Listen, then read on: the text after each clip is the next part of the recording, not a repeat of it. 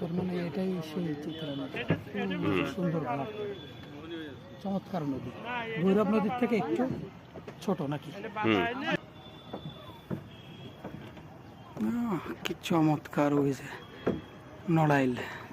এখানে বোদর দিয়ে মাছ শিকার করা হয়, বুঝছো? বোদর দিয়ে মাছ শিকার করে না আমাদের এখানে না, গোবরায় আছে। গোবরায়, গোবরায় হ্যাঁ, এখানে আসে। এখানেও আসে বোদর দিয়ে মাছ শিকার করতে। কি মাছ পাওয়া যায়? ও যে নড়াইল জমিদারদের বান্দাঘাট। ও এটা সে চিত্রা নদী, নড়াইল। হ্যাঁ, ওই পাশেই এস এম সুলতানের বাড়ি, নড়াইল। এস এম সুলতানের রং তুলির আচর, সেই দুর্ভিক্ষের সময়ে যে এস এম সুলতান ছবিগুলো তুলছিলেন। চাচি, এস এম সুলতানদের চিনেন?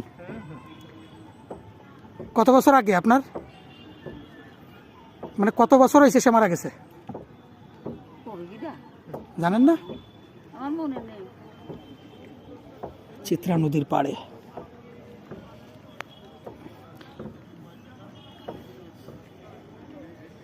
এখানে এখনো বইটা দিয়ে নৌকা পাওয়া হয়।